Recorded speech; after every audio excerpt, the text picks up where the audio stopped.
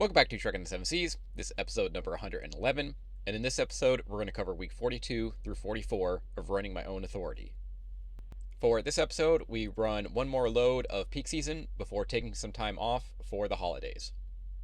If you're new to this channel, welcome. I started this channel in order to show exactly what truck drivers make. We started as a company driver, working for night transportation, moved on to a lease operator, working for night transportation, then an owner-operator, leased onto Landstar, and now we are an owner-operator running our own authority. I show all of the loads I take, what the revenue is, what the expenses are, and what my net cash flow is, and I compile all this information that I put into a spreadsheet that I share with you at the end of every video. So if this is a topic that interests you, follow the channel. But a couple of announcements before we begin. Some of you guys were asking for consulting, so I did open up the month of January to consulting. So there is a link in the About section down below with a Buy Me a Coffee link, and if you just follow that, you can basically buy me a coffee. So I'm charging $100 for 1 hour Zoom call. Some of you were asking for it, so I went ahead and pulled the trigger on it. Just send your information in the Buy Me a Coffee link, and then we can arrange a Zoom call meeting. Second announcement is I have started hauling for Amazon. So currently I'm just running some local runs to get my rating up. So in order to get access to their blocks and their better contracts, you have to have a rating. And in order to do that, you have to run like 10 loads or something like that. So I've been hopping around the Las Vegas area, just doing some local runs in order to bring my rating up. So far, going okay. I've done like 5 loads or something like that. And I'm going to keep doing that probably for the next week or so and just get that rating up so I get access to their better contracts. So once I get access to their better contracts, they have something called a block, which is basically it's a block of time that you can sign your truck and your services up to Amazon for a certain amount of time. Generally, these are either 37 hours or 109-hour blocks. The 37 hours seem to be the best way to go. And what you do is just like, hey, Amazon, my truck is available this Tuesday, and you can use me and my truck to haul whatever loads you want as long as I'm back in the area I started in after 37 hours. So it's effectively 2 days of running for Amazon. And you just sort of do, they dispatch you, they send you on your loads, and they give you a fixed rate no matter where you go, plus fuel surcharge. And I've been looking at these blocks, and they seem actually pretty okay, especially out here in Vegas. And there's a lot of areas that you can run in. I've been looking at Vegas, Phoenix, LA, and in the Midwest, Minneapolis, Chicago, Milwaukee, Detroit, Indianapolis, Cleveland. They all seem pretty good. And I've been looking at them and looking at them and looking at them, and I'm going to start doing them and see how it goes. And if it goes well enough, I might sell my trailer. Yeah, so the trailer is, well, it served its purpose, right? I did need a trailer at the start of running my own authority because I had to run the spot market and doing power only. For Amazon, for instance, you needed 6 months of active authority to run for them. So I couldn't just instantly start running power only. And at this point, I'm not so sure that running the spot market with my own trailer is going to beat what I'm seeing on something like Amazon. So I'm looking into that, and I may in fact sell my trailer, which was not part of the plan last month.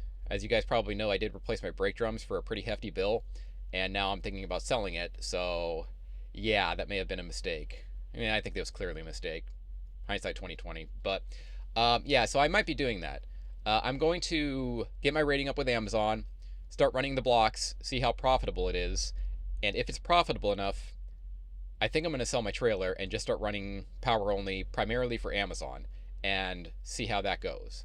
And if that doesn't work out, well, there's also plan C, which is, okay, sell my trailer, run for Amazon. Amazon doesn't work, well, there's always flatbed.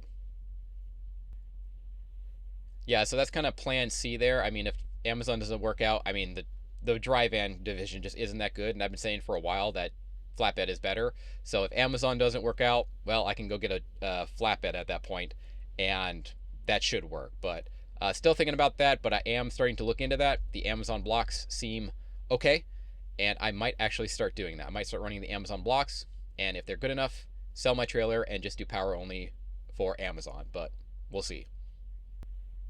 But last episode, we left off in Cedar Falls, Iowa.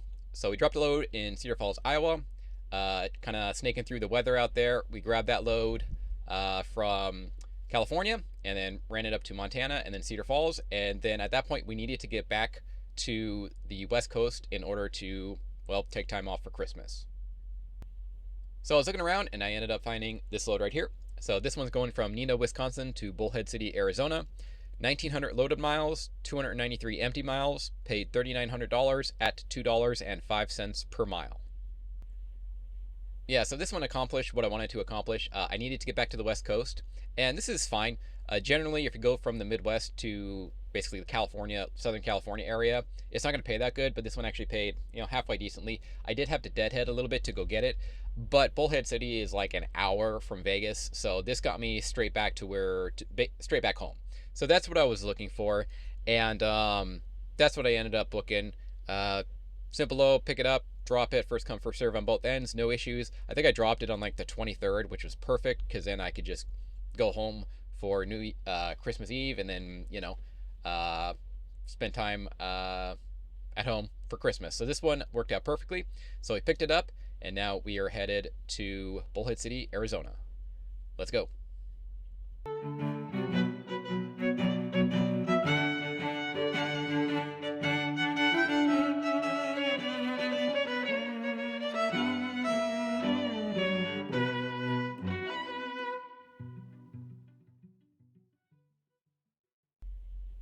All right, so we dropped that load out in Bullhead City, Arizona. Went fine, so we were able to get back home, take time off for Christmas, and now we're back in Vegas. And basically after that, so the trucking market tends to get really hot right up until Christmas, and then at Christmas, it just drops off a cliff. So the market gets really bad after Christmas, and that's basically when I take a bunch of time off, which is what I am currently doing. So even though this episode is going to cover 3 weeks, I just end up taking about a week off for Christmas, and then, basically 3 weeks off total after Christmas. So, 3 weeks off total. So I take a week off for Christmas, and then 2 more weeks off after Christmas, filing paperwork, taking care of personal errands, renewing my authority. Right now, I'm shopping for insurance, doing all sorts of stuff. So that's a long-winded way of saying this is actually the only load I took for the last 3 weeks. So I took a bunch of time off in January, and that's what we're doing right now. So because this is the only load on the paycheck, we're going to go ahead and get into the spreadsheet right now. All right, so as discussed, we're going to cover week 42, 43, and 44. Let's do it. For week 42, we did 1 load. In that 1 load, we got 2,195 miles. Paid a total of $3,900 at $1.78 per mile. Fuel expense, fueled up 3 times. In those 3 times, we paid $832 at 38 cents per mile, and there were no maintenance expenses. Other expenses, tools, $28 at 1 cent per mile. Fixed costs, APU payment came in for $687. DAT subscription came in for $18 for $705 at 32 cents per mile. Totals for week 42, total expenses were $1,566 at 71 cents per mile. Total revenue was $3,900 at $1.78 per mile. That brought a net settlement to $2,333 at $1.06 per mile. All right, caveats for week 42. Not really too many. I just grabbed this 1 load, paid somewhat decently to get back to the West Coast, so that was pretty much it. Got me back home, Bullhead City, again, just about an hour south of Las Vegas, so that's good. Fuel expense, totally normal. No maintenance expenses, basically no other expenses. And then for the fixed cost, just an APU payment came in. In total, not a bad week. $2,300 at $1 per mile. That's okay. So that is pretty much week 42. And that's actually the last load I took for a while. So we're going to go ahead and cover week 43 now and 44, but there's actually not much on there. So let's go ahead and move on to week 43 now. For week 43, we did 0 loads for $0 per mile. Fuel expense, fueled up 1 time for $167 at 65 gallons, and there were no maintenance expenses. Other expenses, parking $350, permits $72, tools and other $42 for $464 at infinity cents per mile because there were no miles. Totals for week 43, total expenses were $631. There was no revenue for negative $631 at infinity cents per mile. Okay, again, so this was Christmas / New Year right here. A little bit of both. Not much to say. I did fuel up once, probably for a shower or something. I did deadhead home after Las Vegas. So from Las Vegas, I did deadhead home to my family's house, which is not a place I'm going to tell you. So that happened. So that's probably what this fuel is. And then I did get a parking spot. So I did bobtail home. So I grabbed a spot out in Vegas, not only so I could bobtail home, but also because if I'm going to be running Amazon, I need a place to park my trailer when I'm hauling their trailer, obviously. So I bought a parking spot for the month, so that's what that is. And then some other small stuff, permits and tools, other stuff like that. Not much to discuss.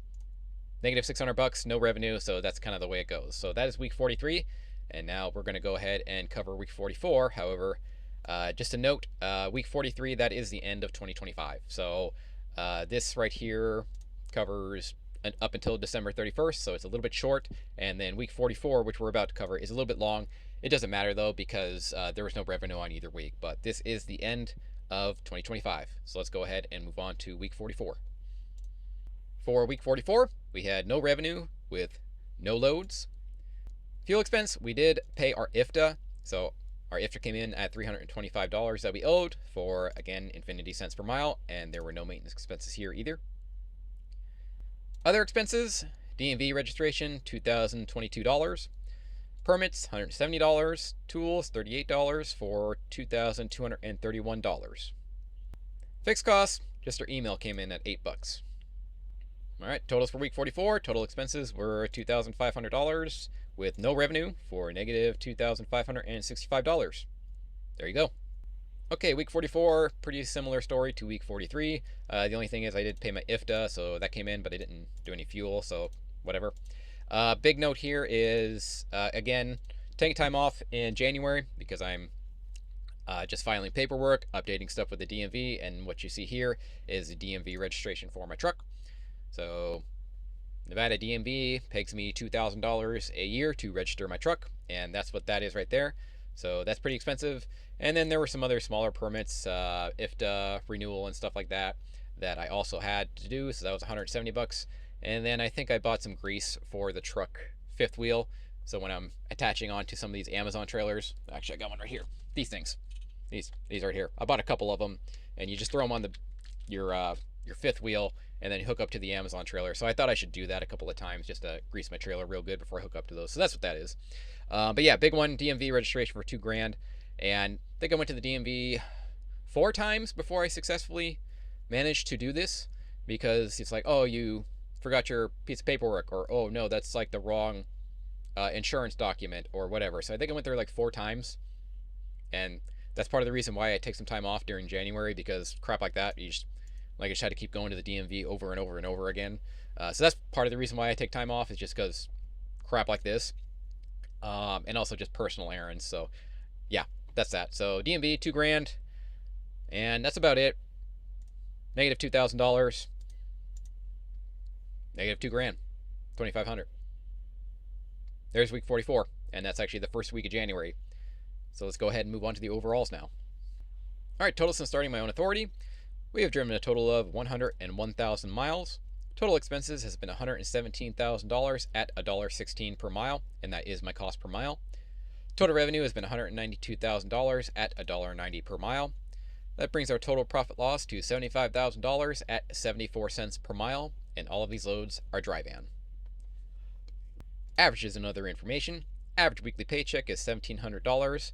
Average weekly miles is 2,300 miles.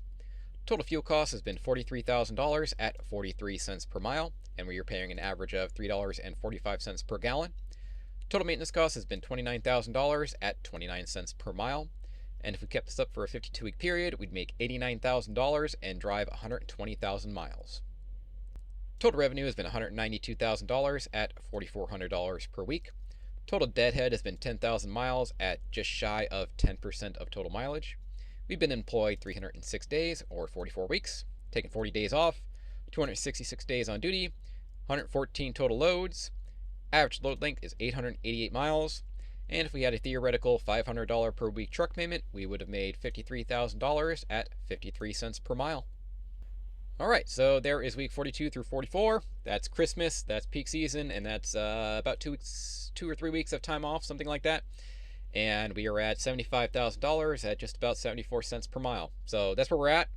That's not good. This does not include truck depreciation, so you might actually go ahead and look at this number down here as a more accurate number if you want to include truck depreciation. And if you include truck depreciation, we're at 53 cents per mile. 53 cents per mile. Ouch. Yeah, so that's where we're at, guys. I've said before, dry van, that was probably the biggest mistake I've made last year. I should have just went flatbed. When I first activated my authority, I would have done better. Thought I would keep it simple, so I was activating my authority, wanted to keep things simple. I already knew how to do dry van. It's pretty simple, so I kept it with dry van.